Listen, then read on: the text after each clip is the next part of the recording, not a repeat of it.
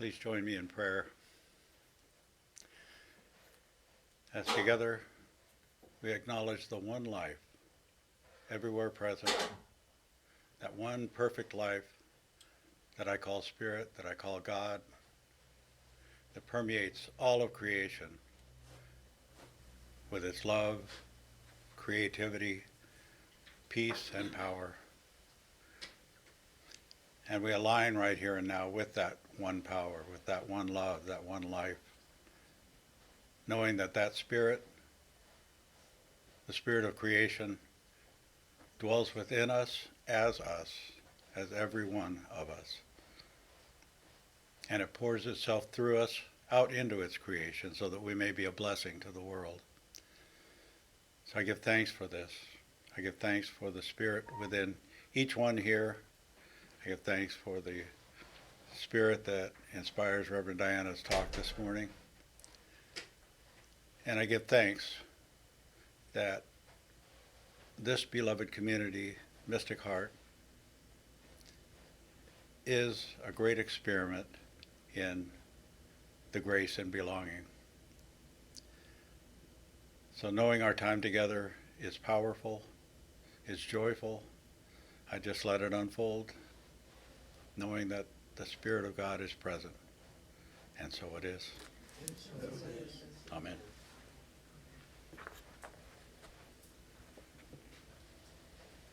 Thank you, Chris. Beautiful opening. Good morning. Happy Mother's Day to everyone. Because even if you aren't a mother, you have a mother or had a mother. And each and every one of us is imbued with the divine feminine. And so we can also celebrate that aspect of our being, who we are. So I welcome you this morning. If you're new with us online today, my name is Reverend Diana Johnson, and I'm the pastor and spiritual director for Mystic Heart Spiritual Center. We're going to begin this morning open by joining our voices in musical prayer.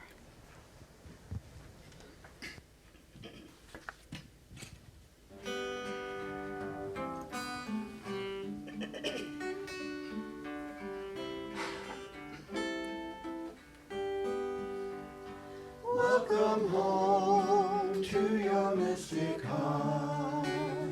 Lay aside whatever came before.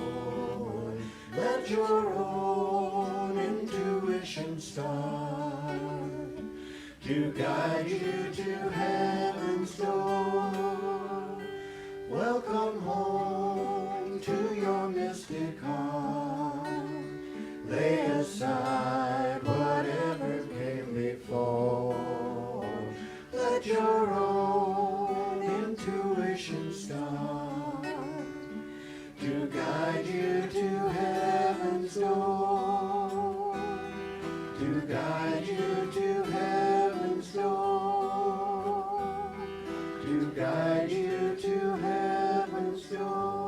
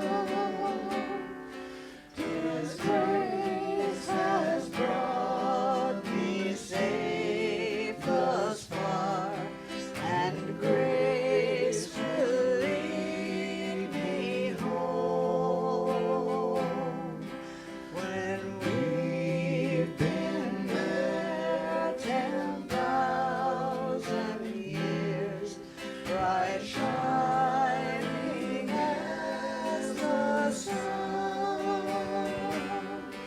We've known as days to sing God's praise, and when we first begun. Amazing grace, how sweet the sound that saves and sets me free. I once was lost, but now am found. Was blind, but now I see. I once was lost, but now am found. Was blind, but now I see.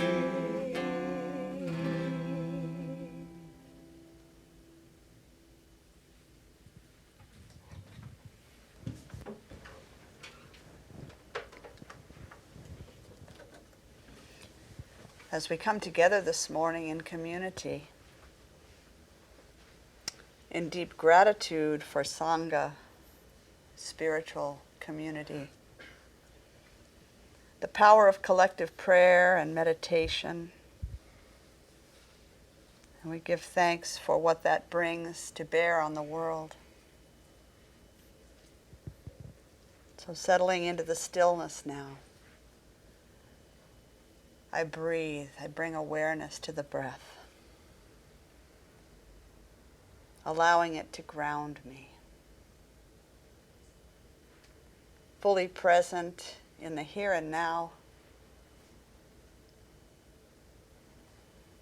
feeling the presence of the one life moving through and all around me.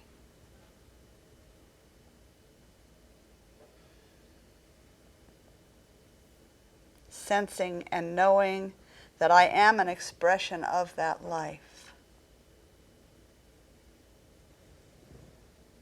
Intentionally made and here by design.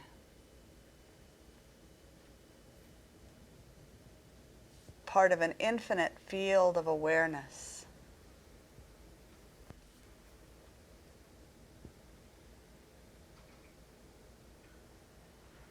A vast web of consciousness that surrounds and infuses the planet. It is alive, and within its life, and by its power, I am. I am an expression of spirit, connected to everything and everyone else. Every human, every other than human creature, every plant and microbe,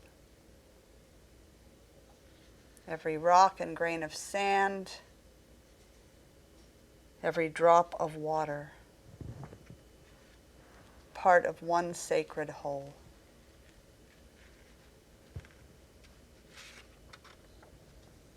A thread in the tapestry that is creation. All necessary, all holy, all a part of the one light, the one life, the one source.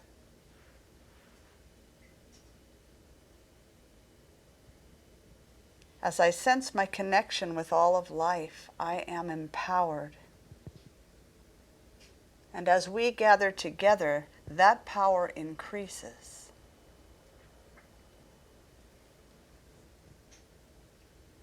We offer our time together for the good of all.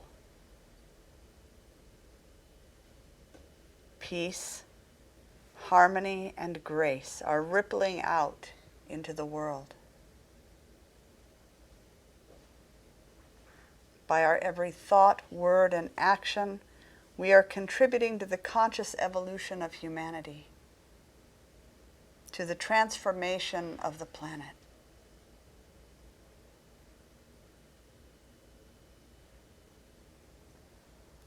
This month we are contemplating the moments of grace that are always with us. And this morning we spend our time reflecting on the grace in belonging.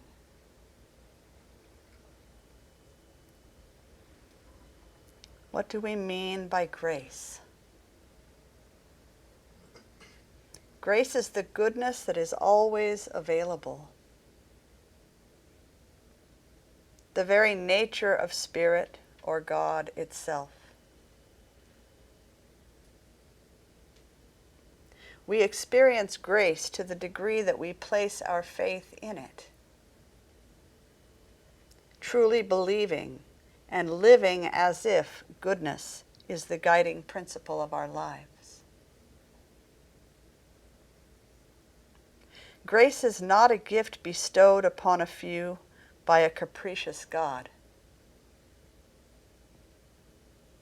It is freely given to anyone willing to practice radical faith in goodness, no matter the appearances in the world.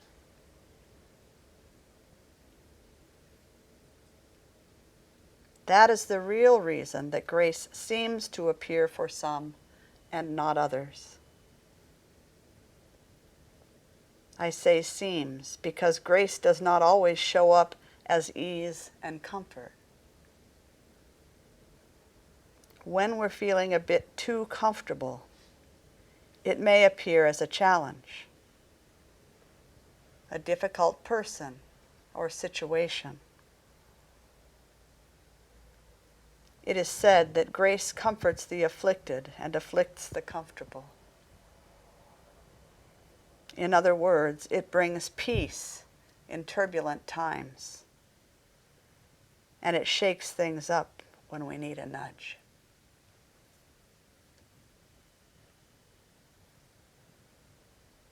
Something to consider.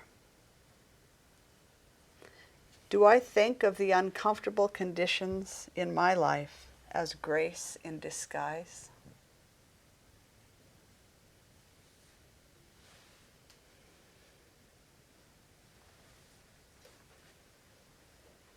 Do I look for the ways that discomfort is stretching and growing me into a better version of myself?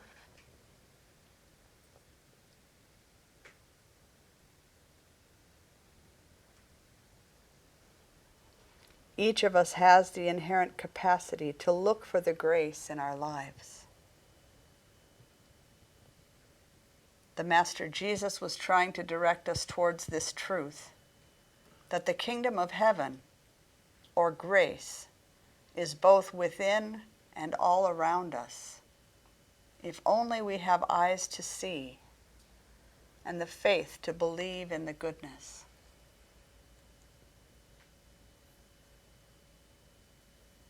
So what is the grace in belonging? As human beings, no matter our background or current beliefs, traditions, or roles in the world, we are all basically seeking the same things: food, clean water, and shelter.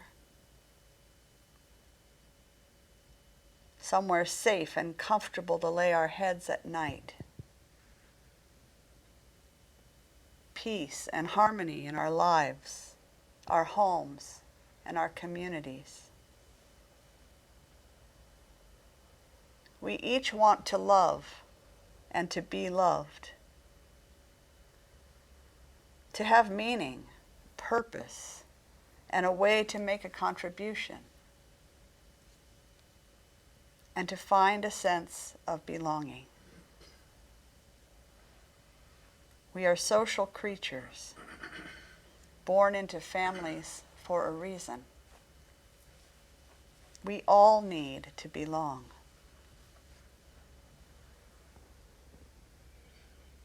The perennial wisdom the thread of truth that runs through all religious and spiritual traditions, holds to 4 basic principles and tells us that all diversity is part of a greater unity. That my sense of being separate is a functional necessity, not an absolute reality. In other words, I live in a material realm, so I need to have a physical sense of self in order to interact with my world. But on the spiritual level, I am part of the whole. I already belong as part of the unity.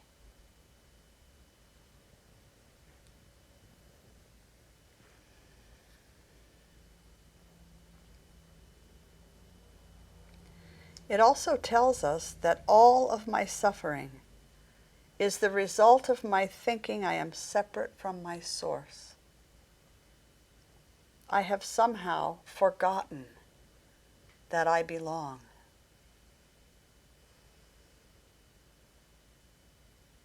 And my sole purpose on this planet, in this lifetime, is to shift my awareness so that I can come to accept and know myself as a unique expression of God, inseparable from my source and one with all that is.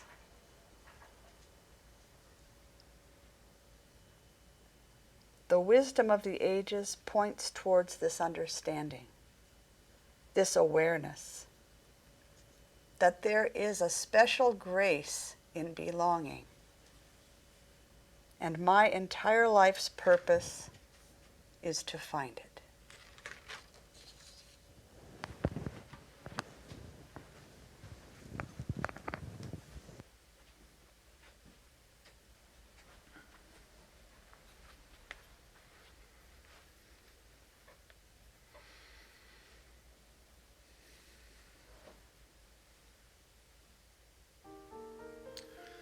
The Shema is the fundamental affirmative prayer of the Jewish faith. It says, "Listen carefully, people. The God that we worship is all that is.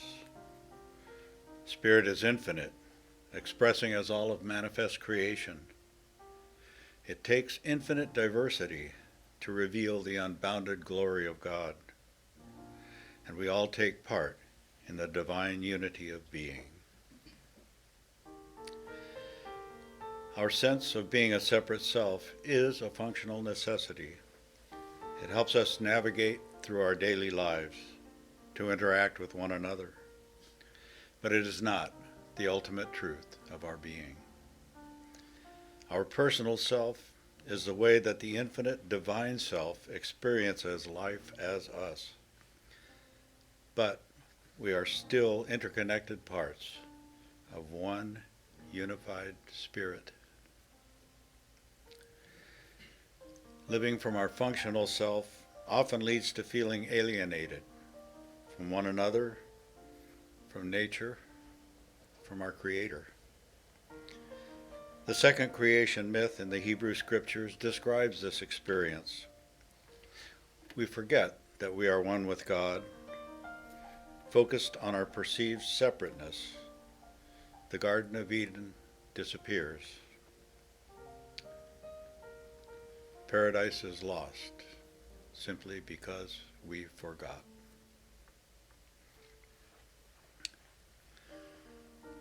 The rest of the Bible describes our attempts to reconnect with Spirit and with one another, to get ourselves back to the garden. Our perceived separateness is an illusion. It is the Maya that veils the greater truth.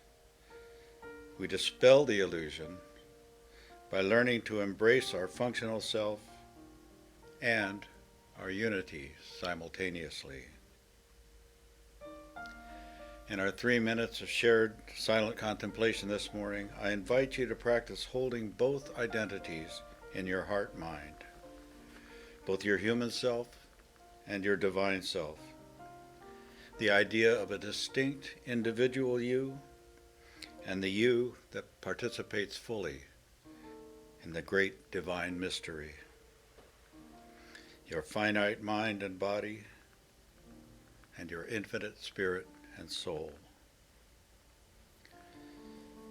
May God's infinite wisdom dissolve the illusion of separation, remove the veil of duality, and reveal our essential unity to us right here and right now.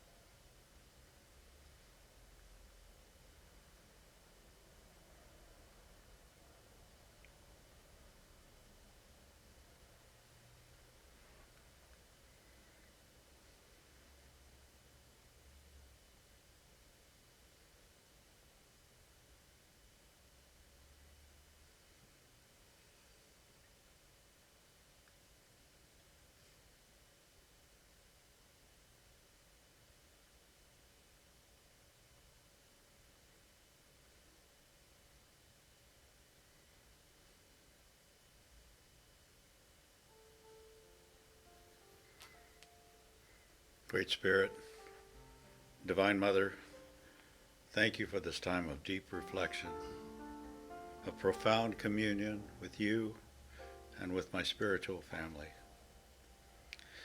May we always remember that we are inseparably connected with you, and may we never forget that we are interconnected with one another in your divine unity. We belong together because we are all indispensable participants in the process of eternal creation. When any one of us feels separate, isolated from God or from one another, less love, joy, and life are available to Spirit. You and I are essential to the ongoing revelation of beauty, truth, and peace. As Taizé continues, we receive Reverend Diana's inspiration and wisdom with open hearts and minds, remembering that we are here today because we are one with the divine, with each other, and to bask in the grace of belonging.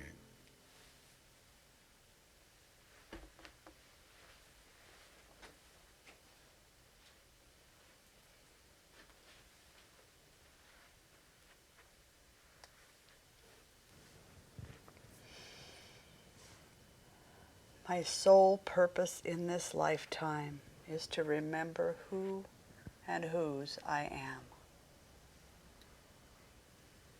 To come to know a sense of belonging to and with my source. And to duplicate that sense of belonging in this physical realm.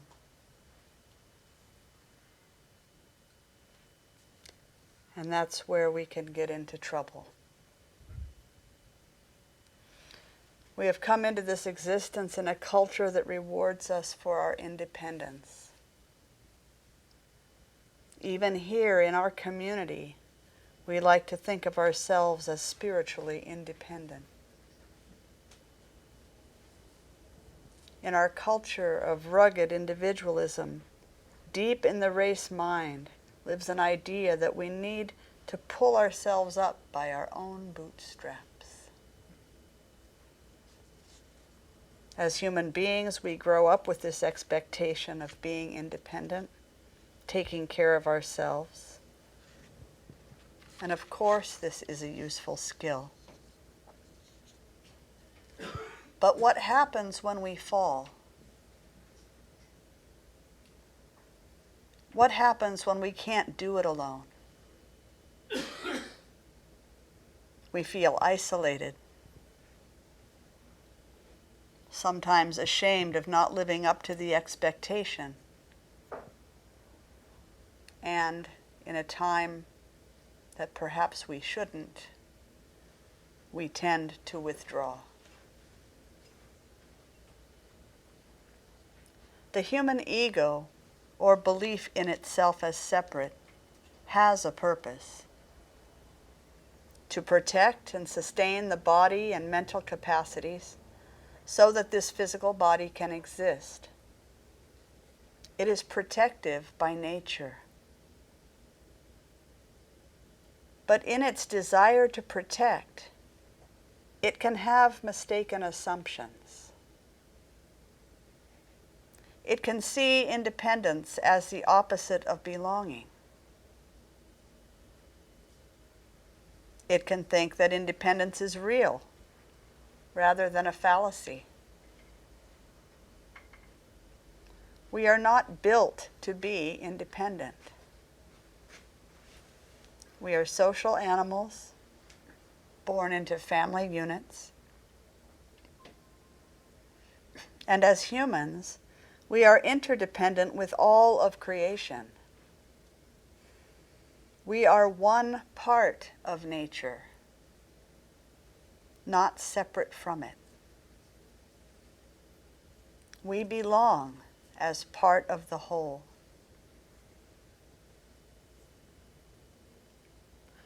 So here is the truth. We already belong. There is nothing we can do about that. So why waste the effort trying to be independent and separate? Isn't it a more positive and productive use of energy to accept and live into our unity? There is grace in belonging, in knowing and accepting our interconnectedness, and in living as though this is true. Because, like it or not, it is.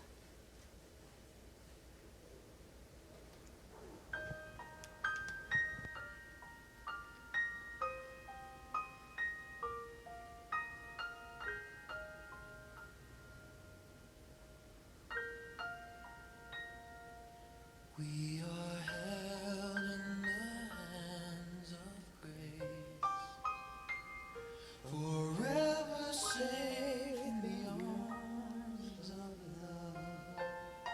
Like a child receives protection from a mother's warm embrace, we are held in the hands of grace.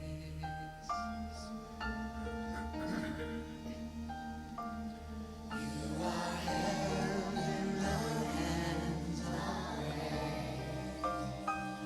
forever safe in the arms of love. Like a child receives protection from a mother's warm embrace, you are held in the hands of grace.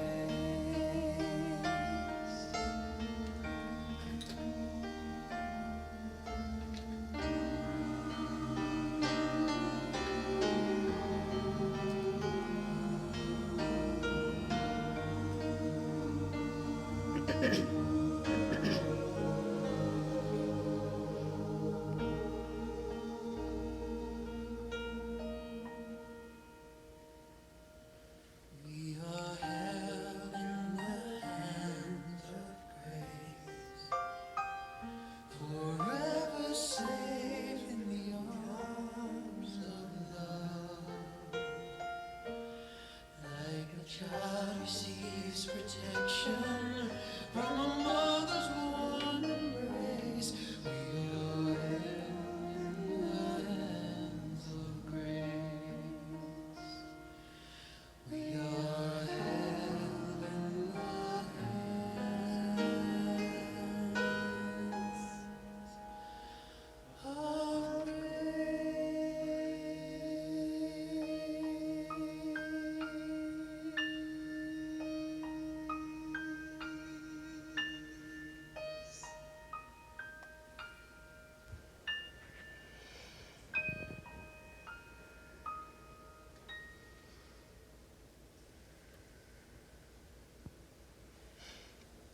Let's close in prayer.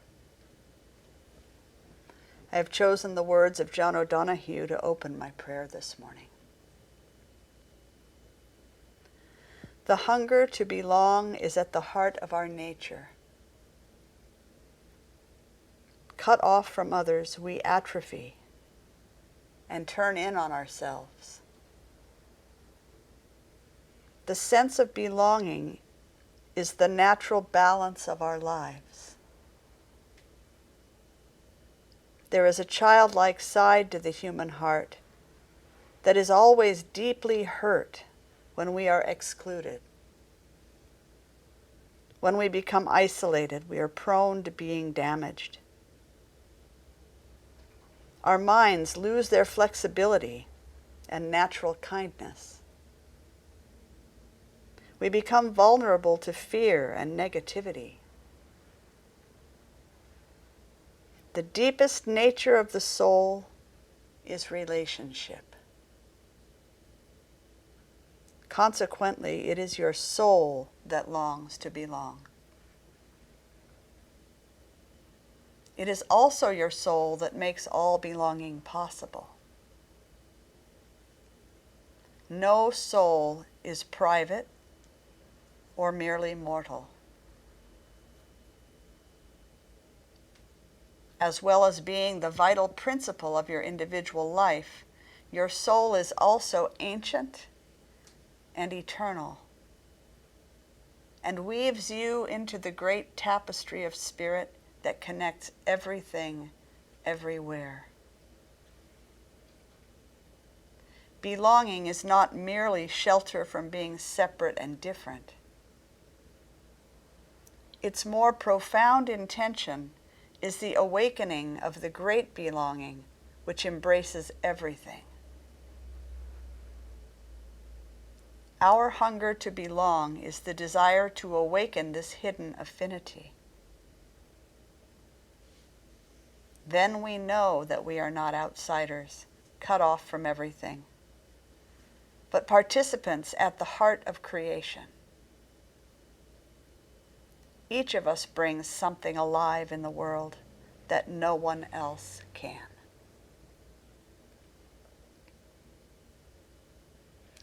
This is the grace in belonging. We are participants at the heart of creation, breathing life into something that no one else can. Knowing this as absolute truth, that there is one life, forever expressing as all of creation, I accept and honor myself as spirit taken form. And I know the same to be true for every single one of us. I am and you are sacred, holy, as is every other life form. I treat each one with love, respect, caring, and compassion, and am met with the same in kind.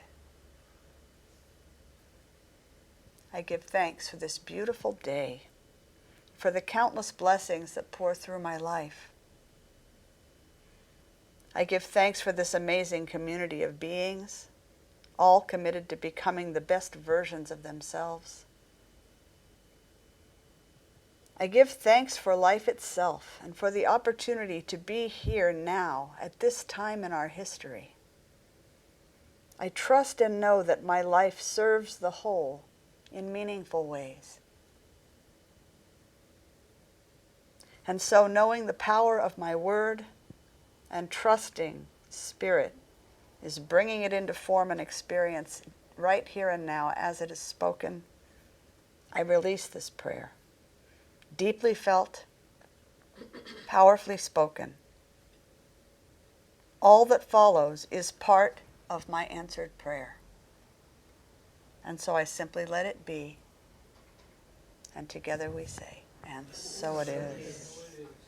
Amen.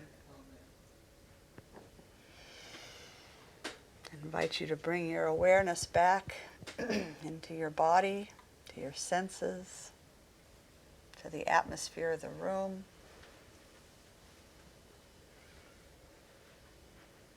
Open your eyes to what's before you when you're ready.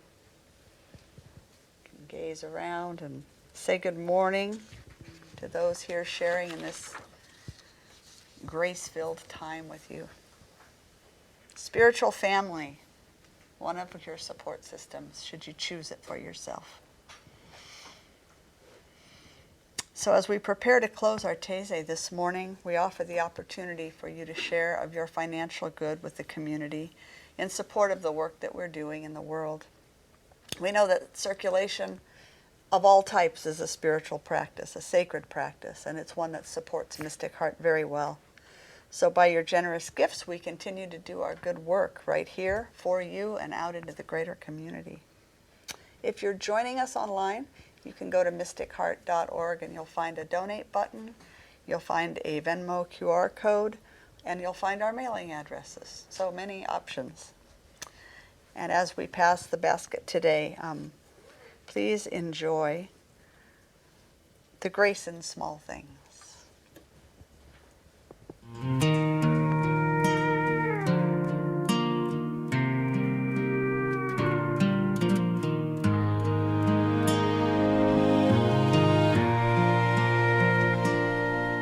She laughs when I can't fix that crooked picture frame. Burnt the bread again tonight, but we eat it just the same. We bow our heads at supper, say thank you through the day, and every little misstep we still find a way. There's grace in the small things, in every breath, every tear, every smile that you bring. I don't need a big sign to know you're working in me. There's grace in the small things, and that's everything I need.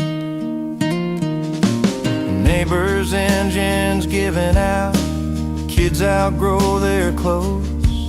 We share what we've been given, trust the rest to you alone. And stories round you saw us through all those quiet rescues that brought us back to you. There's grace in the small things, in every breath, every tear, every smile that you bring. I don't need a big sign to know you're working in me. There's grace in the small things, and that's everything I need. If I ever start to wonder if your love still stays, remind me how you've held us through all our ordinary days. There's grace in the small things, in every breath, every tear, every smile that you bring. I don't need a big sign to know you're working in me. There's grace in the small things, and that's everything I need.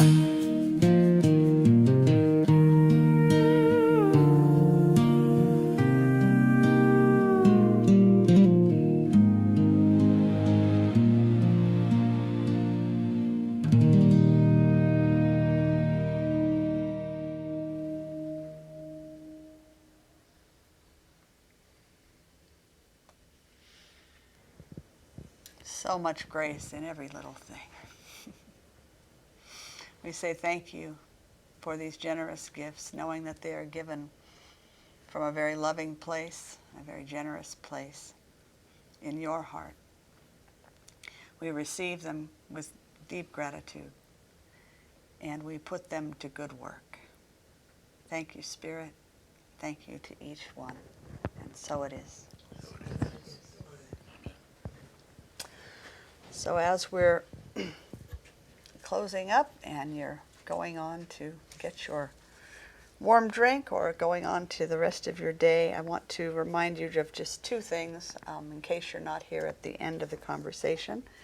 We still have Harvey tickets for sale. May 27th show at the Riverfront Playhouse, and we are buying out the house with Unity and bringing appetizers and desserts for the time prior to the show, and just celebrating. This is a fundraiser for Mystic Heart. So I think we've sold 18 tickets of our 50 so far, and we still have plenty of time till the 27th. Parking lot sale here will be May 29th and 30th, and this Tuesday we're gathering at 11 a.m. if you're available to sort through our own closets and cupboards here and getting rid of anything we're not using, making space in the back room for housing the things you're not using to be brought in. So we welcome your donations and your hands if you're available to help. And so now let's bless one another with music as we close the Taizé with the soul's blessing.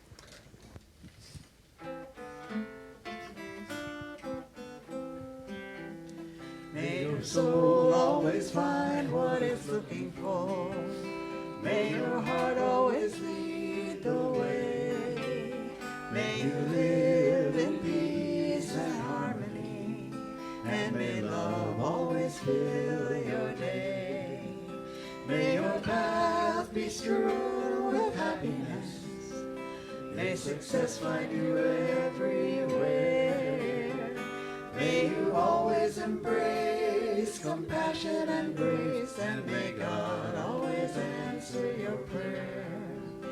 May you always embrace compassion and grace, and may God always answer your prayer.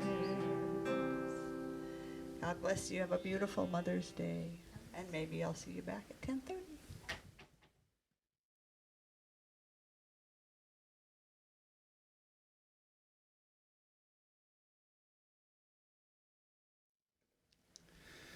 Well, good morning. Good morning. Please join me in prayer. Oh, thank you, Spirit, for this beautiful, beautiful Mother's Day, and for all the beautiful mothers out there. We give thanks for all the blessings of this day, especially for the inspiration of Diana's talk this morning, as we contemplate the grace of belonging, not belonging to one another, but belonging with one another. So I give thanks for that, for the spiritual family, for this beloved community that supports me and nurtures me as I negotiate this spiritual path that I'm on, and as each one of us negotiates our own individualized spiritual path. I give thanks for that love and support, just the company, the fun that we have together, the joy that we share. It is such a grace-filled thing. It's not the big things, as our offertory at Taizé said. It's the small things that bring great joy. So with gratitude for the big things, for the small things, for everyone here, I just say thank you, Spirit, for unfolding our time together powerfully and joyfully. And we just accept it as done, as together we say, and so it is. Amen. Chris. All right, here we go. Conversation time. So welcome if you are just joining us. My name is Reverend Diana Johnson. I'm the pastor and spiritual director for Mystic Heart Spiritual Center. We're an independent, see there's that word, we're an independent interfaith community, and we teach practical spirituality, universal principles. We follow the common threads of truth that run through all of the world's great traditions. So I'm praying that this morning you will hear something to point you in the direction of your own mystic heart. As we open up our conversation time this morning, we're going to join in with some upbeat music. How's that? All right.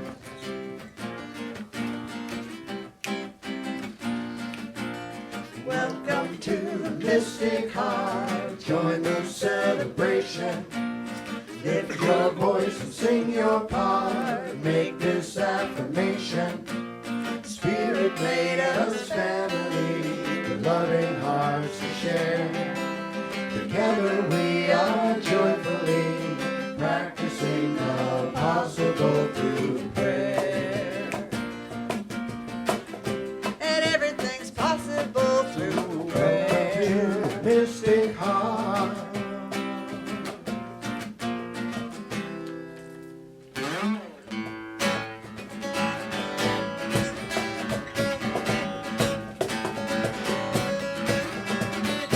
Everybody get up on your feet. See the light in everybody you meet. Everybody get up on your feet. See the light in everybody you meet. Let us be reminded of who we've come to be. We are love, we are one big family. Hey, hey, yeah, yeah. Hey, hey, hey, yeah, yeah. Let us make a joyful sound. Here we stand on holy ground. Let us make a joyful sound. Here we stand on holy ground. Let us make a joyful sound. Hey, hey, hey, hey. Everybody get up on your feet. See the light in everybody you meet. Hey, hey, yeah, yeah. Hey, hey, hey, yeah, yeah. All right, this month we're going to recognize Spirit, God as my source. God is my source. God is my power. God gives me everything I need. So I give thanks for all my blessings. God gives me everything I need. God is my grace. God is my power. God gives me everything I need. So I give thanks for all my blessings. God gives me everything I need. God is my peace. God is my power. God gives me everything I need. So I give thanks for all my blessings. God gives me everything I need. God is my love. God is my power. God gives me everything I need.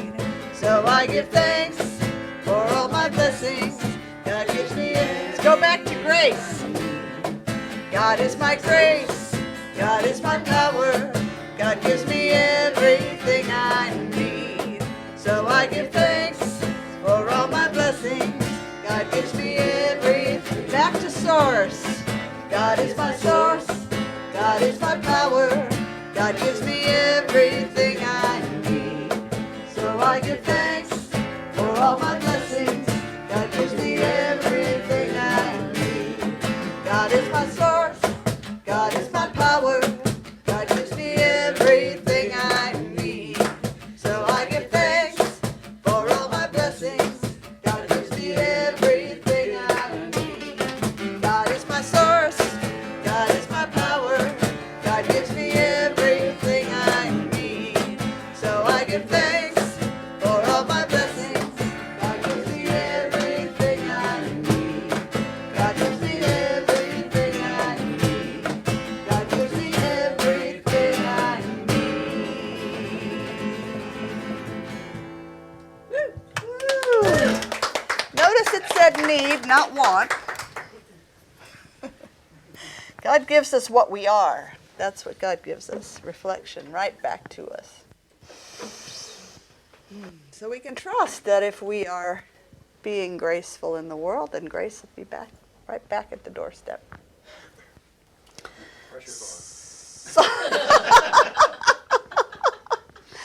Oh, pressure's on, huh? So please follow me now into the creative space of the imaginal realm and vision with me a new version of life on earth, a love-soaked world. See yourself right here and right now, living in that world, where all humans are living from their deepest wisdom and greatest generosity, their most loving nature, thoughtful of the impact that their thoughts, words, and actions have on others, on community, and on the planet. This is a world without greed, where there's abundance in having enough, where nutritious food and clean water and air are readily available to all beings, where warm, comfortable, and affordable housing is a given, and where all beings feel a sense of safety, belonging, and contribution. To these many blessings, we say yes, yes, yes. Ours is a world where mental and physical health and education and healthy relationships are well supported by social systems that are grounded in wholeness and integrity, honesty, where all beings work and play at whatever feeds the soul and are well compensated for their service, where authenticity and vulnerability are not only welcomed, but they are celebrated.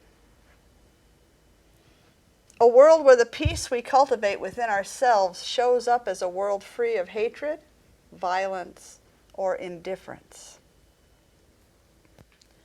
Ours is a world where the love that we are here to share is given freely to whomever our hearts are called to love, where we have moved beyond all lines of separation and live as one human family, caring for one beautiful planet with the reverence that she deserves.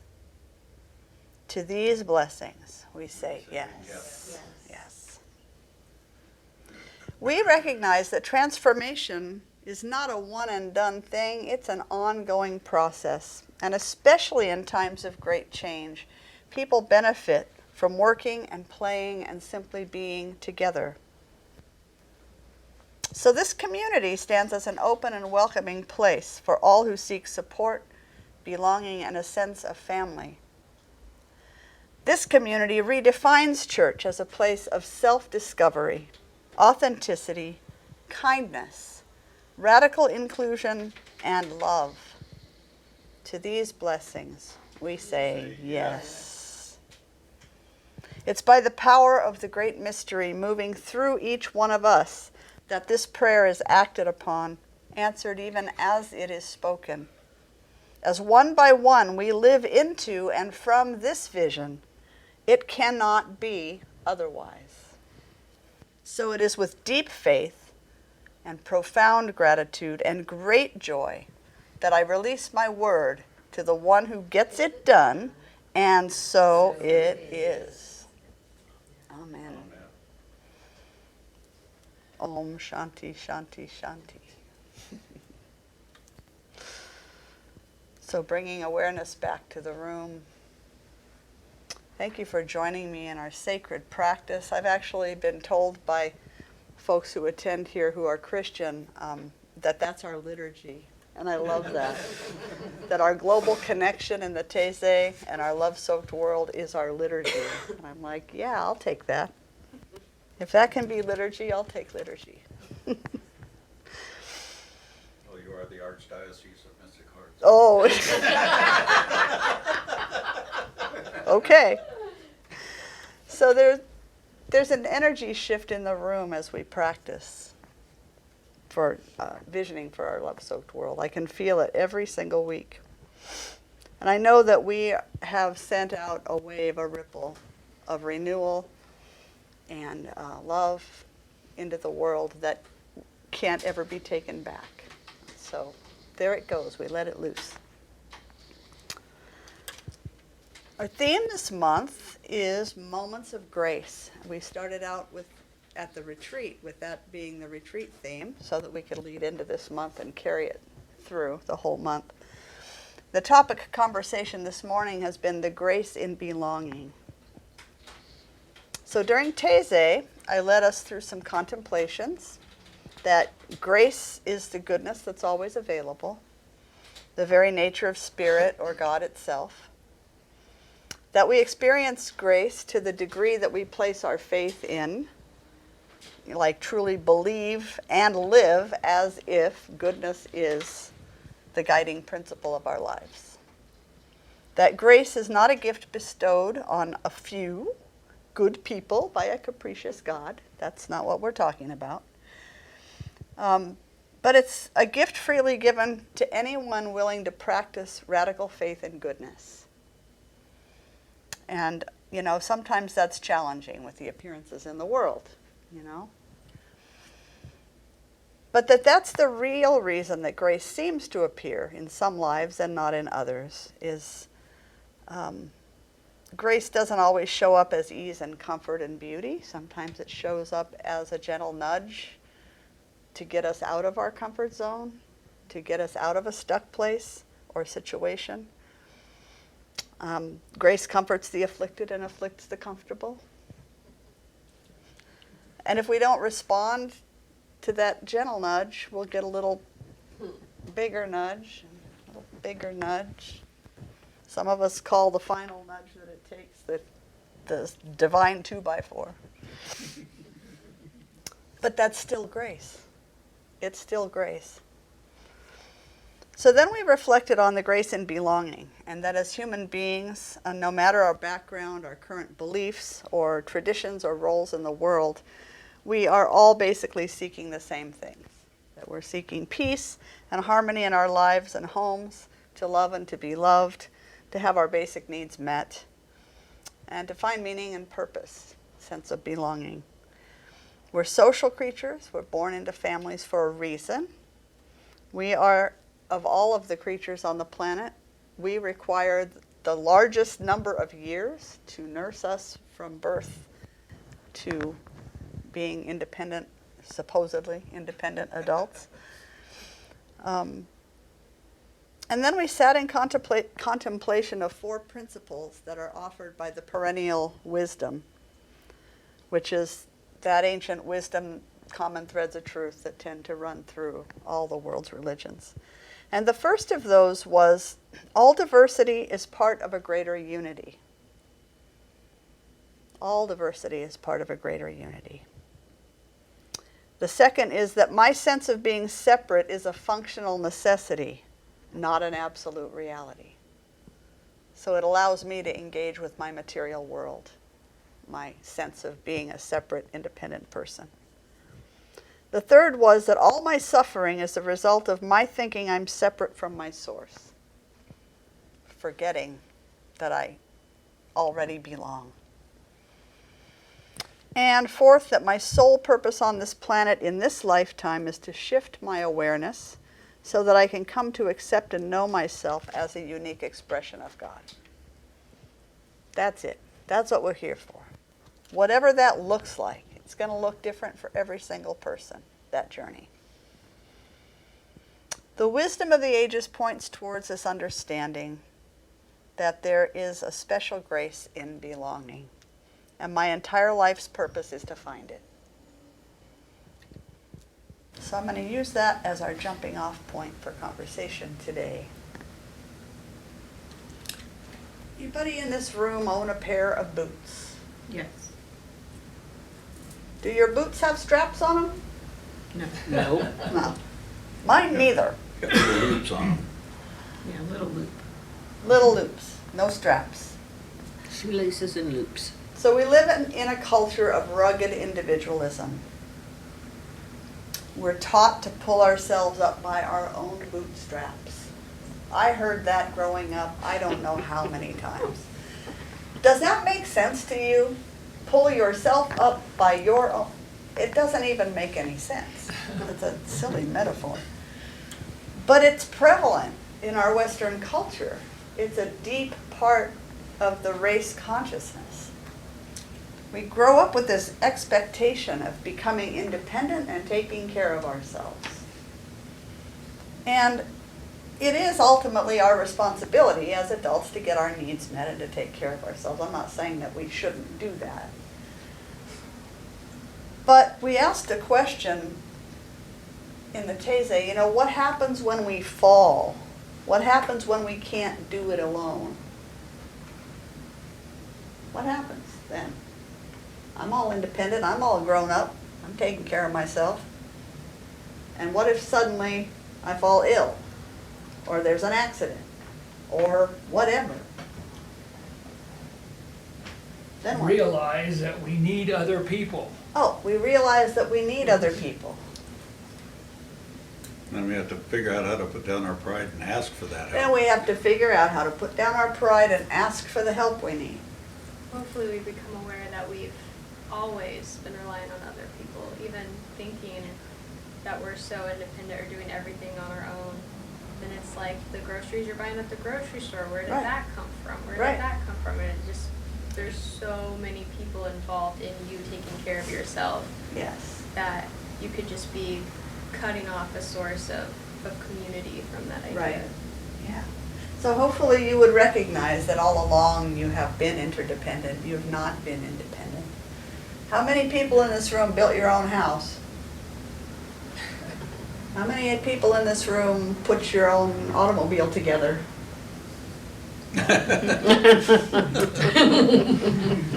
How many people grew all the food you eat? So it's silly to think that we're truly independent. Most of it. I can't even say most of it. I love Not the farm. anymore, but there was a time when Yeah, I there was a time. grew or raised most of it. Yep. And that's rare in our Yeah. culture. Yeah. But when we fall though, we tend to feel, how do we feel? I'll put it up to you. How do you feel when that happens? Vulnerable. Huh? Vulnerable. Vulnerable. Less than. Less than. Sometimes people feel alone in it. Right. You feel isolated and alone in it. And pride came up earlier. I don't want anybody to know that I need help. I'll handle it myself. It's kind of like when you stumble and you look around to see who's watching. Right. It's like, Yeah. God, please don't let anybody see me Right. do that. Depending on what we were raised with and how much pressure we had to be that independent person, we can feel ashamed. Mhm. Shame can creep in. And at the time we least need to do so, we withdraw. Many people withdraw. I just need to be by myself for a while. Sometimes we make assumptions. Ego becomes protective. I was thinking that sometimes people are offering because they can see it, Yes, it can be visible, or even if they know you well, they can tell. right. And then I loved your metaphor pointing out how feeding it is to try to pull your boot up with a strap as your foot's going down. And It's pulling like- yourself up and then by you're supposed to that. float in midair. Right. And so Yeah. that, I think that is actually the image of that when people are reaching out, something to help you Right. and not allowing it in, Right, is that kind of working against the good that's already flowing to you. yeah. Yeah, so shutting out the good that is trying desperately to reach you. And again, depending on how you were raised, you know, you might have been taught not to accept, or taught you didn't deserve. Well, the other part of that is sometimes, no matter how bad it is, you've been taught to think there's somebody else out there who needs it more than I do. Yeah, I'm just not that bad, somebody else needs it. right. Yeah, there's somebody else that could use your help. Go over there and help them. I can take care of myself. Thank you very much. So, do you see being independent as the opposite of belonging? Yeah, I see some nods. Yeah, Not Marcy? really. I mean, we all stand on our own, but Mhm. the interdependent is what we need to remember. Yeah. So, sometimes though we get the sense that those are opposites, so. I was gonna say, I feel like fitting in is the opposite of belonging. Like conforming yourself in order to receive belonging when the belonging was what was the most natural about you. Right. Yeah. Belonging is what already exists. There's no need to change yourself to fit in, but sometimes we do think we need to do that. Yes. Well, you mentioned in Teze the functional separation, functional individuality. Mhm. So from that standpoint, that's a necessity, so it's not the opposite of belonging, Right. but it's maybe a subset of belonging.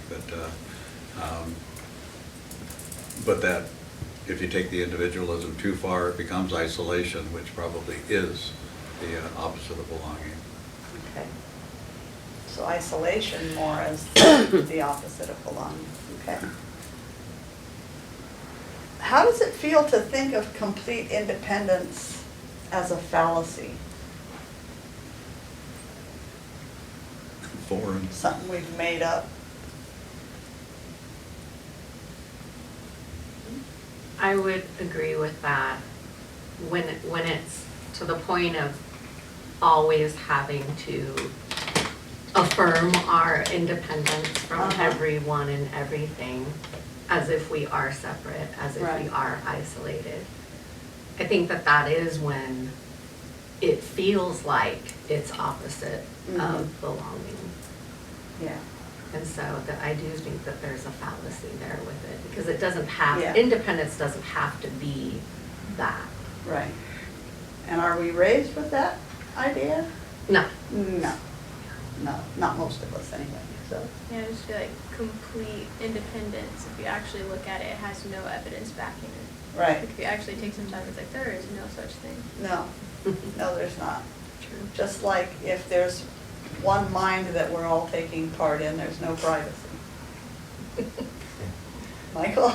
And when you're reminded of that, it takes you into a place of deep gratitude. Yes. Because you realize, my God, I'm dependent on everybody else for almost everything in my life. I'm like a little infant.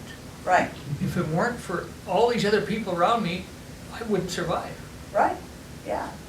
If we were left on this planet all by ourselves, with no other people to interact with, what would we do then?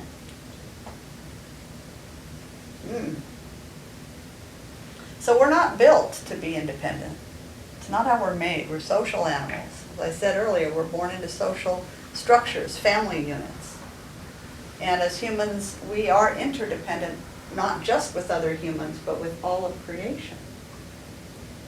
We already belong as part of a whole. We don't have to go looking for belonging. We already belong, and there's nothing we can do about that, like it or not. We can stand up all day long and stand up for our independence, but it's just not true. It's just not true. So why waste the effort trying to be independent and separate? So I'm going to put some pieces together here now. So what is the grace in belonging, in knowing that you belong, in owning that? What kinds of grace can you find in that?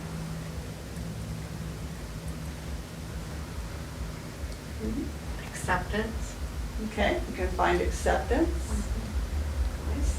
Michael? Knowing that you are a part of what everyone else needs.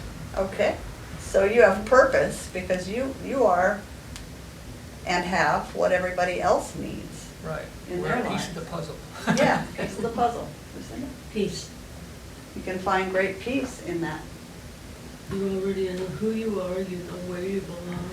Right. You don't have to find your way anymore, you're there. Yeah. There's nowhere to go. There's nothing else you need to do to belong. Allowing. So allowing, yeah, you can just allow what is to be. Chris? Love.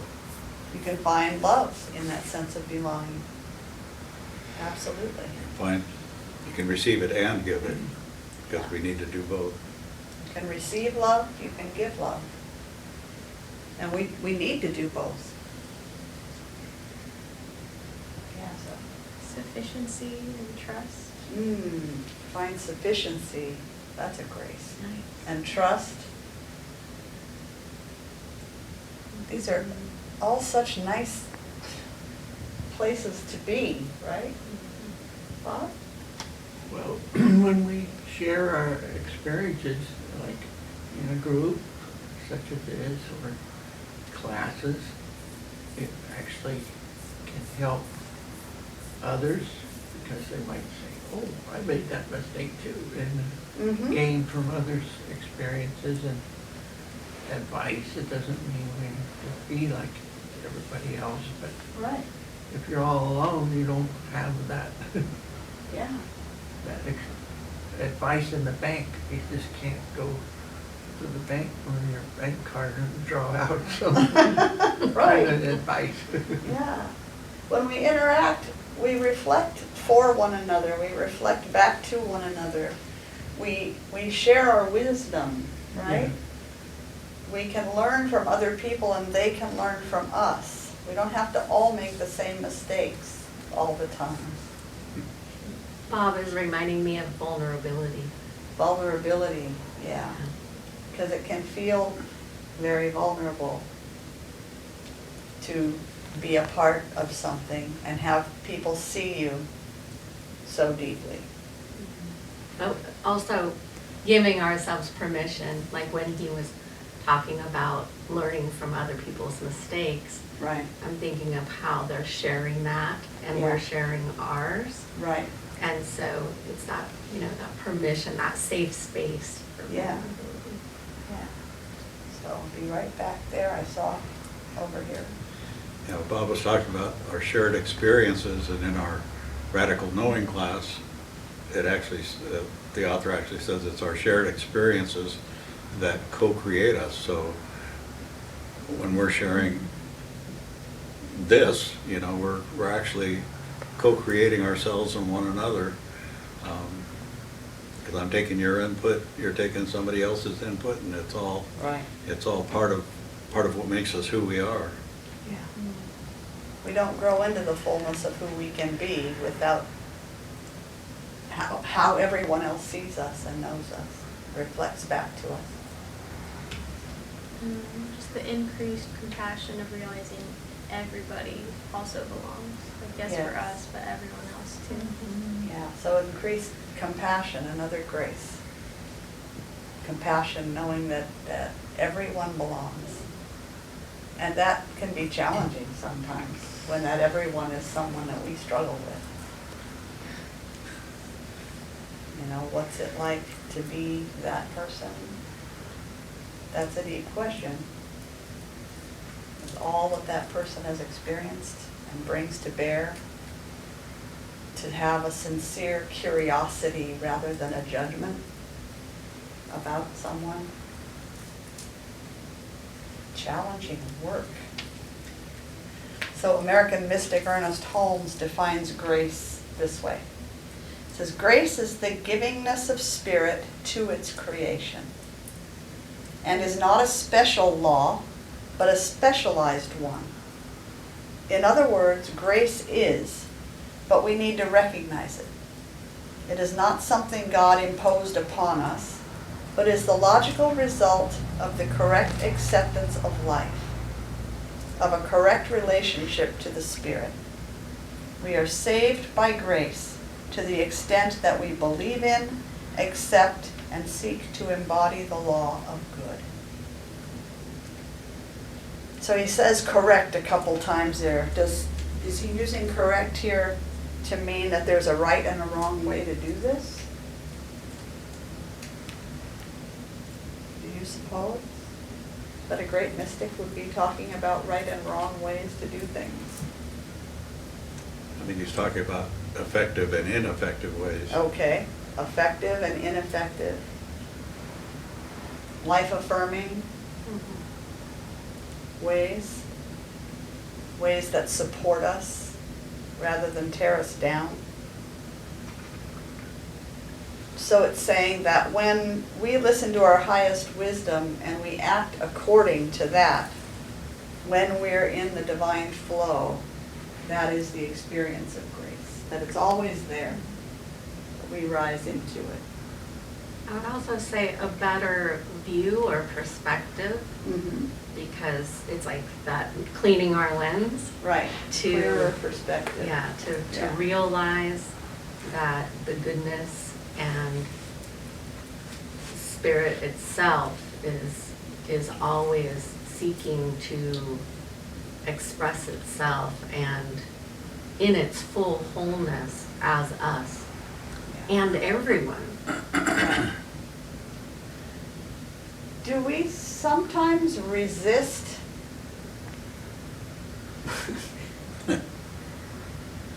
seeing or wanting to see something we hold as difficult? Do we resist looking for blessings sometimes when we're in the middle of it? Yeah. I would say yes. If we, I can get like into feeling sorry for myself, Mm-hmm. Yeah, and I can That's get normal. in my own way right. and forget who I am. Yeah, it's that human side of us that does that. And we are fully human as well as fully divine. So we can get very resistant and not even want to see a blessing. And that's normal. But it still doesn't serve us, even though it's normal. I think there can also be very many reasons for the resistance. Mm-hmm. There's also, I don't deserve any blessings, so I'm not even gonna bother to look. Okay, could be I don't deserve it. I'm not talking about that being my story. No, of course. Can also be, they don't deserve it. Their behavior, they don't deserve for me to extend my forgiveness or my grace or my compassion. We can get stuck in that story too. Did I see a hand here? No, I'll be back. I was reminded of one of Ernest Holmes' teachers, Emma Curtis Hopkins, Mm-hmm. when she'd get into a funky situation, rather than refuse to see the blessing, she said, I know there's a blessing here and I demand to see it now. Yes. There is a blessing here and I demand to see it. Yeah, I like that too.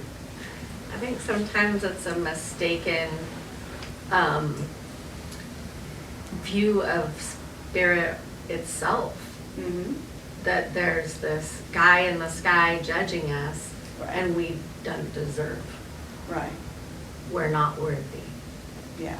Other people are worthy of spirit, and they have, spirit has all this stuff to do. I'm just, I'm just little old me. yeah. Yeah. That's an interesting this deservingness thing, I was reading a book that the author said, do you know that, have you noticed that everybody, literally everybody you talk to, and I've found this to be true in counseling with people, has one level or another of I don't deserve, or I'm not worthy, or I'm not enough. Everybody. And this author says he believes that it is actually everybody on the planet, and he has a theory about where that came from. And it's something as simple as, I mean, some of us obviously had harsh upbringings and we can pinpoint where it comes from, but some did not. And he says that the simplest little thing, like say you have a 2-year-old, you are a work-at-home parent, and you have a caretaker that comes in while you are on your Zoom appointments or whatever, because you can't have your kid running in and out. So you're a 2-year-old and you're knocking on the door and mom won't respond because she's got this hour-long meeting. And you knock louder and you cry and you scream and you have a caretaker, but it's not mom. And mom just won't respond. He says something that simple from a really top-notch, caring parent can create a level of trauma in a 2-year-old that can stay with them for the rest of their lives. And so who among us probably, you know, we all experienced something from a parent or caregiver like that.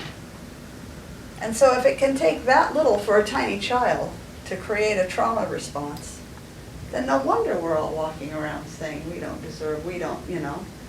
Or you're reaching for, he said something about, you know, you're reaching for a candle when you're 10 months old. And mom does this just out of fear, you know, to get your hand away from the fire. That can create a trauma response. So it's really interesting how I find it to be true that everybody, I don't think I've ever talked to a single person who didn't at some level have some kind of I'm not enough going on. It's just a sidetrack that I find interesting. Any thoughts about that? I was watching my brother and sister for a summer, and I was 20 years older than them, but they were 10 months apart. Yeah. And so Caitlin was 3 and Garrett was 4. And Garrett was born with cerebral palsy, and so he had to go to physical therapy every day. Mm-hmm. And when we were there, they tried to do play as part of physical therapy. Right. So Caitlin gets in it with him because she's 3 and Right. he's 4. And most of the time it was fine, but that day she was sort of having a bad day and she kept taking the toys away from Garrett. Uh-huh. And they couldn't get the physical therapy done. And so finally the physical therapist said, can you know, play with her separate or try to take her outside if she won't do that. So I try to play with her separate and she's not, and then she starts throwing a fit. Mm-hmm. I end up taking her outside and she's super upset. And I was telling this story to my husband John the other day. I said, you know, the next time we went to physical therapy, I said, I cannot do that again. I am not going to take a 3-year-old away from playing. Right. And if that means for one day he doesn't get as good a physical therapy, Right. that's okay. Yeah. Because it's not, and why this came up is because my husband was bringing up how sometimes it's hard for Caitlin how she compares herself to her brother. Right. Because he had all that special care. Right. And as a 3-year-old, you can't understand You it. don't have anything to attach that to. Yeah. And so it's really hard when you're really wanting and trying and caring to be mindful. Right. And even telling this story almost makes me tear up. Right. You know, Yeah. everyone does their best, I think, as Right. a parent and a mother. Sure, Yet yeah. all these things They happen. add to our understanding of Right. and our feelings about ourselves. Yeah. Thank you. So, Yeah, just like being young, you're just beginning to navigate like being self, Right. and so everything is personal or Yeah. about you or how you take in the world. So like Mhm. you don't exactly have the cognizance to be like, oh, my mom was having this type of experience and doing this with this intention in order to like do that, so I can remain totally okay knowing that that was just her example. It's like as a kid, it's just everything Right. means whatever meaning you can gain about yourself and that information, and so Yeah. it is crazy how formative that is. Yeah, it really, every little thing is a building block to who we come to see ourselves as.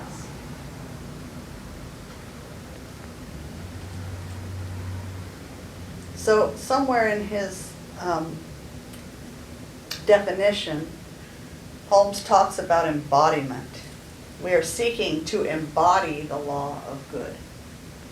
Sounds pretty serious. What does he mean by embodiment? What do we mean when we say we're working to embody something? Take it as your own, part of you, not just something that you know or heard or Okay. striving for. It's really part of you. So making something a part of you, not just something you know about, something you've heard. When you've embodied something, how do you know that? Marsh? It's non-remarkable. Non-remarkable? It's Okay. something, because it's something that's just part of your makeup now. Okay, it's just part of your makeup now. I worked with this a lot in my early science of mind studies, and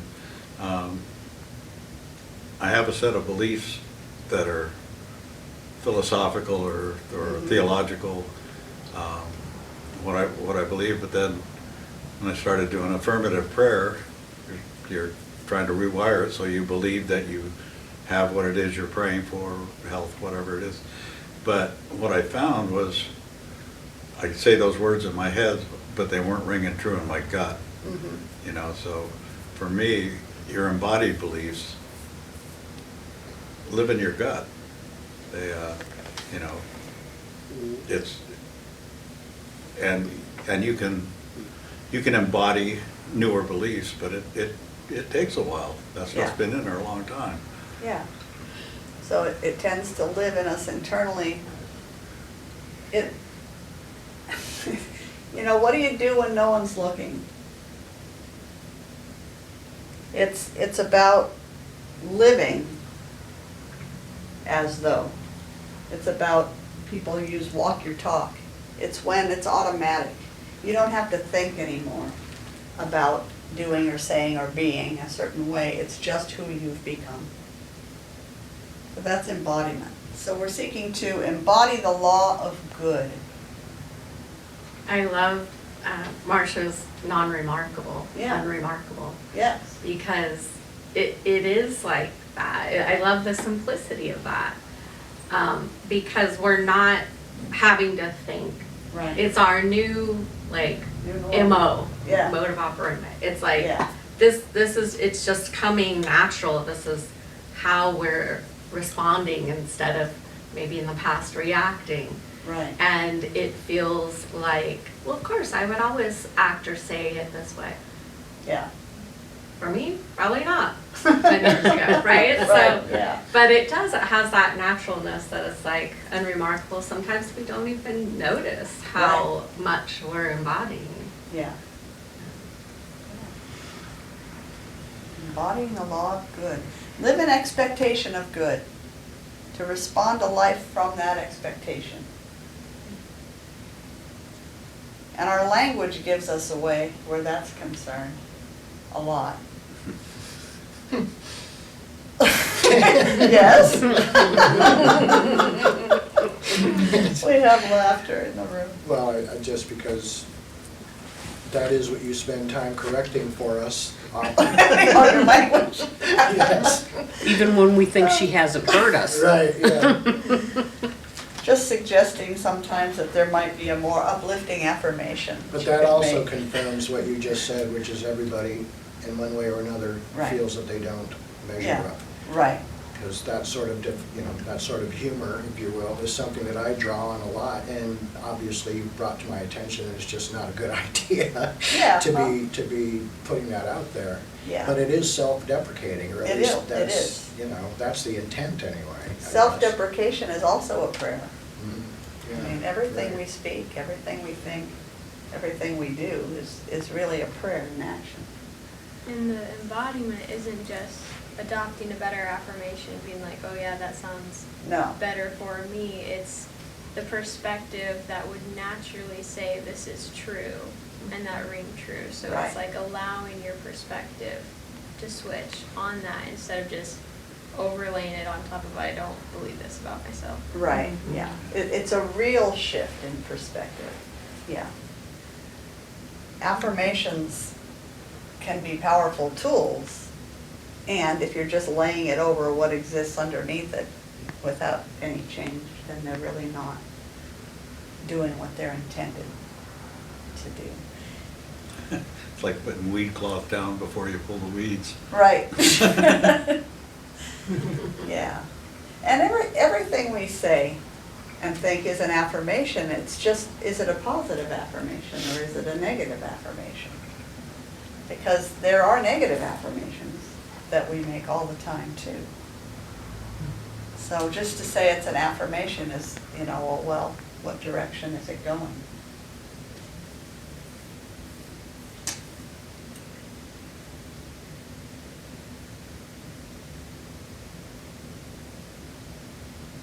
So we talked in Taizé about the kingdom of heaven is at hand and within, it's already here. But we need to accept our own place in this whole. We need to accept the goodness and the grace that is trying desperately to get in. And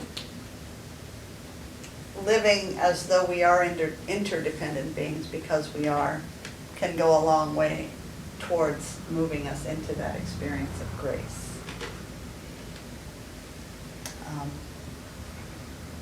So let's get going. What are we waiting for? Is there anything else that wants to be shared today? Asked or spoken? Yes, sir. I think one thing I learned about grace today, I always sort of thought of grace as something, that you extend, or, something that is forgiveness or that type of thing. And so what I learned, and this certainly has been the case with me, that grace is also that nudge that you're talking about. Right. And just because I go for anagrams, my head does that automatically. When I thought of it that way, and I know I'm not the first one to think of it, but it's original to me, what was that God raising awareness, causing enlightenment. Ah, And- God raising awareness, causing enlightenment. Grace. Yeah. Nice. Thank you, that's cool. Yes, Zoe? Like grace as a navigation system, because you mentioned earlier, I don't know what session it was, about how like what we get back is what we are. Yes. And so even like the affirmations we say or how we feel about it, like even if we're trying to say something positive, but how we feel about it Mhm. is like that nudge of navigation of, oh, here's the perspective you are embodying. Yeah. Here's why it feels this way, and your opportunity to shift or align or just allow in what wants to be in service of your well-being in order to see more clearly and Yes. and kind of navigate and orient yourself. That there takes a deep level of self-awareness and radical honesty with self to do that sort of thing. It's, at least it wasn't my first,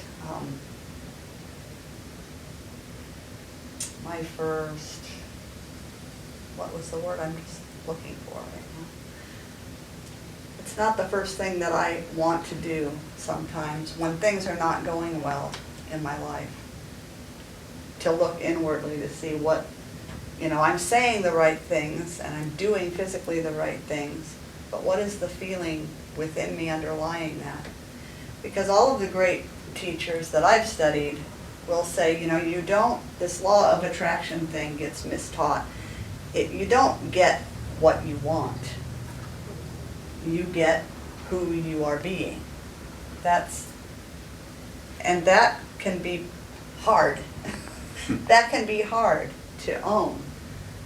To go, well, somewhere in there, there's something going. You know, this isn't like to beat ourselves up at all. This is for self-awareness. And then how can I become that which will then attract or allow or promote something more uplifting or life-giving? And that's been the hardest work for me on this journey is, you know, my very first teacher was a very in-your-face kind of a teacher, and I appreciate him so much. He made me start to look at what is underlying all of that. You know, it's not just my nice words, and it's not, but where in me can I work to shift my perspective? Can I work to really become that which will then attract differently? The thing I wanted to share that I think really ties into what you are saying is service as grace, Yes. grace as service. When I'm in a place of lack, really, like Right. I don't have enough friends, or I don't have enough money, or I don't have enough time, Mm-hmm. whatever it is, then instead of going, I don't have enough, so I can't possibly give, Right. I go, how can I be a friend? How can I practice Yeah. circulation of abundance? And that gets me out of my Yeah. own Yes. self. Yeah, going into things like periods of prepping for a retreat or a new class here or whatever it is that I'm engaging in. It can be tempting to get caught up in, I don't have enough time to accomplish all these things, but you're right. That isn't where I go at this point in time. I go to how can I? How can I accomplish these and these and these and these and these tasks in a way that feels graceful, you know, and then listening for the how can I, and it always comes. So being careful how we speak to ourselves, to the universe. Anything else waiting to be spoken?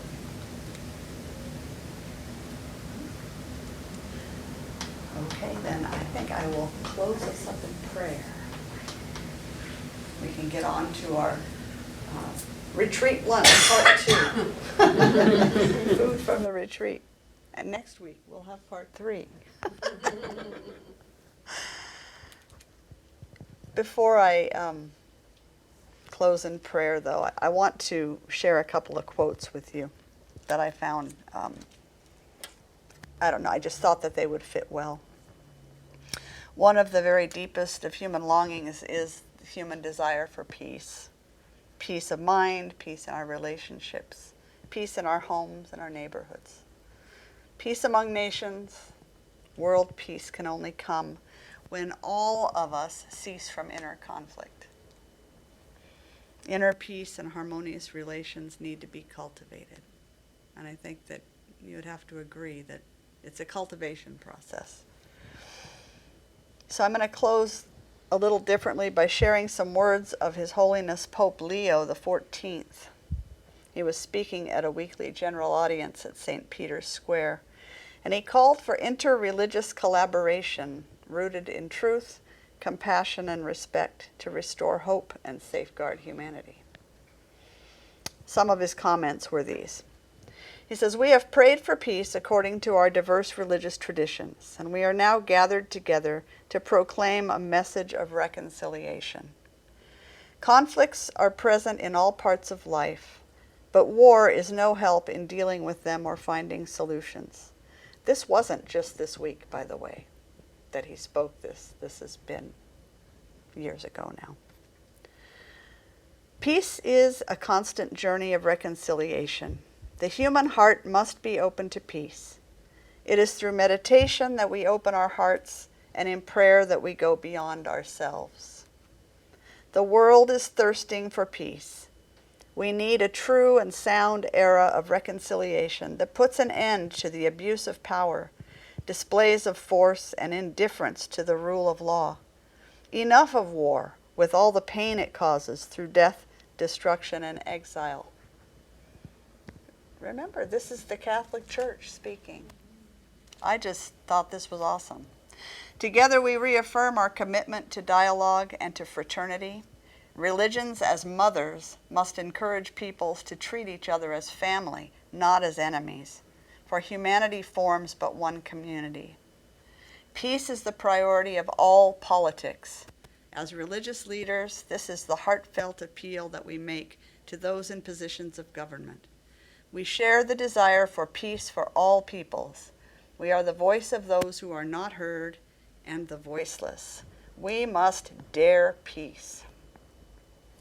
That was so cool. And then I thought, well, I wonder about other traditions and peace. From His Holiness the Dalai Lama of Tibet. We can never obtain peace in the outer world until we make peace with ourselves. Do not let the behavior of others destroy your inner peace. World peace must develop from inner peace. Peace is not just mere absence of violence. Peace is, I think, the manifestation of human compassion. Peace does not mean an absence of conflicts. Differences will always be there. Peace means solving these differences through peaceful means, through dialogue, education, knowledge, and through humane ways. So, two vastly different traditions. They seem to be in agreement. World peace will come as one by one each of us heals the conflicts that live within us and heals the wounds that get in the way of our inner peace. Each of us is held in the hands of grace if we let it in. Grace will point us in the direction of healing and wholeness, in the direction of peace within and peace in our world. And now I will close in prayer. Lots to think about today.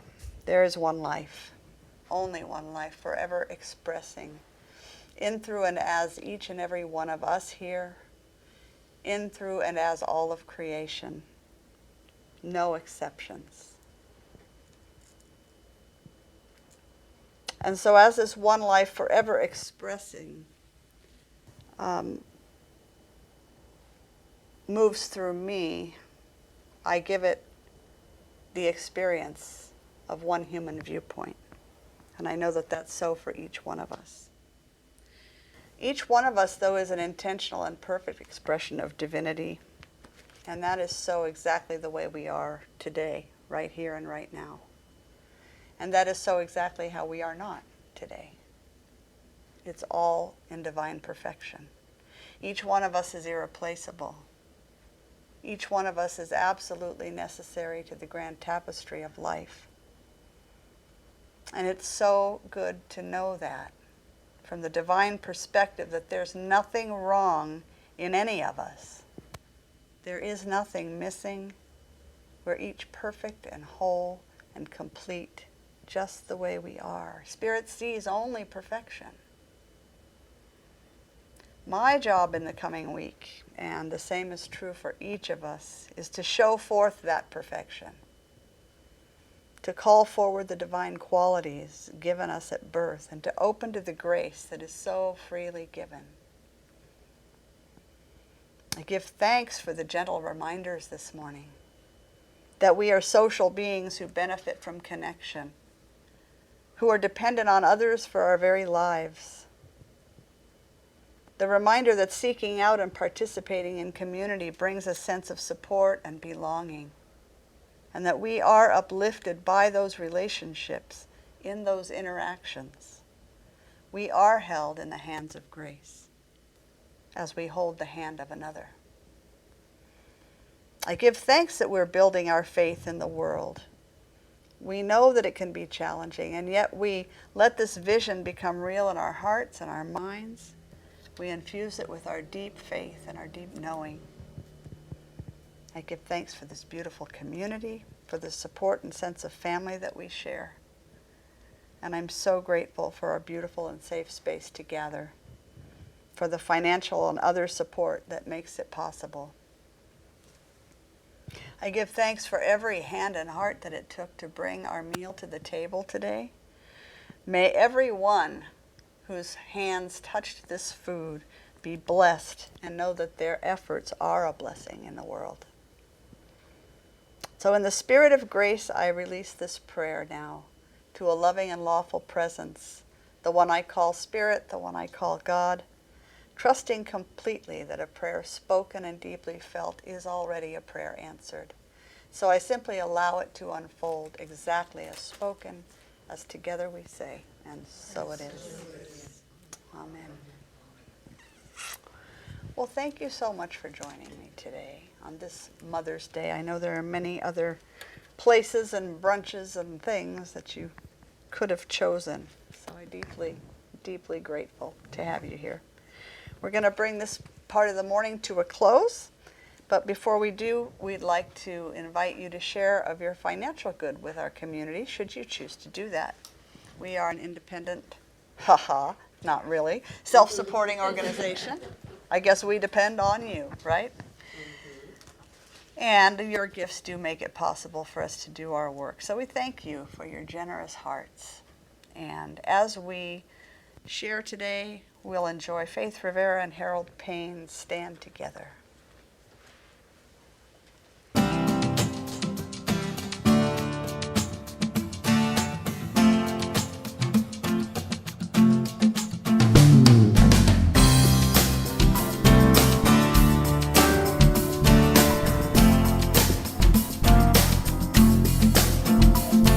Something great is happening. Love has taken hold and it won't let go of us now. Something here is calling us forward, upward motion with drops in one ocean. Roll on. Will you rise up with me today? Lift up your voice and boldly say, we are the ones we've been waiting for. Live the dream of your highest calling. Be the hope of a new day dawning. We're the ones who can make a difference. Let's stand together. Share your gifts with the world that's waiting for a change that we're all creating. It's a moment for our greatness. Let's stand together now.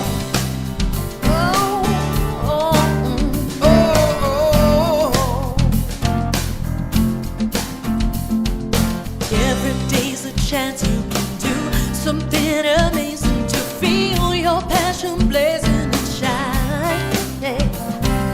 Paint with every vision, dance in new directions, explode to new heights in your mind.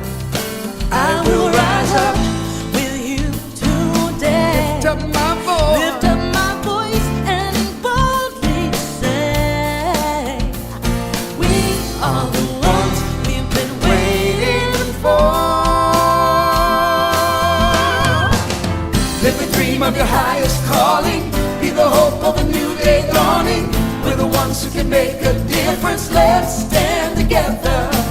Share your gifts with the world that's waiting for a change that we're all creating. It's a moment for our greatness. Let's stand together now. Hey. One dream, one voice, one heart, one word, one dream, one voice, one heart, one word. Stand together. One dream, one voice, one heart, one word. Stand together. Live the dream of your highest calling. Be the hope of a new day dawning. We're the ones who can make a difference. Let's stand together. Yeah, yeah. Share your gifts with the world that's waiting for a change that we're all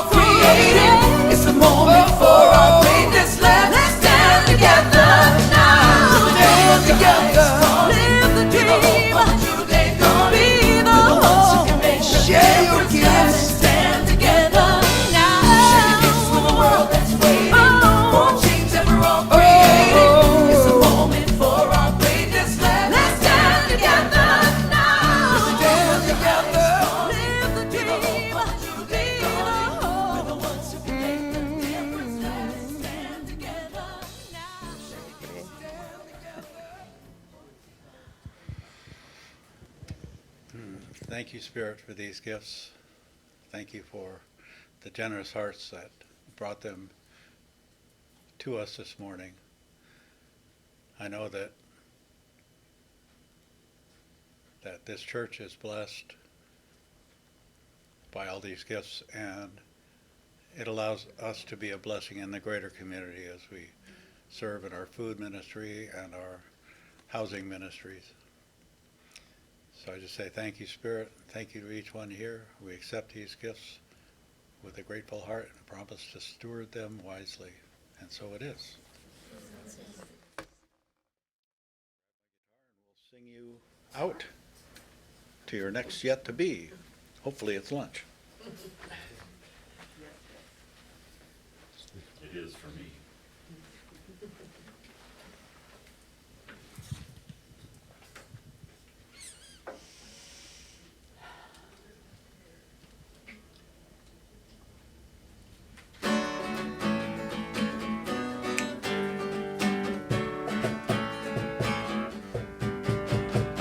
All together, hand in hand, see the light, we take a stand, and we are changing.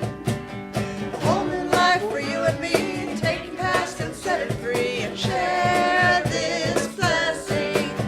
Love be with you, peace enfold you, Spirit lift you, breathe it in. Good come through you, may good flow to you, let joy renew you until we meet again. Love be with you. Ooh, love be with you. Ooh, love be with you. Ooh, love be with you. Ooh, love be with you. Ooh, love be with you until we meet again. Love be with you. Ooh, love be with you. Now breathe it in. Love be with you. Ooh, love be with you until we meet again. Love be with you. Ooh, love be with you. Now breathe it in. Love be with you.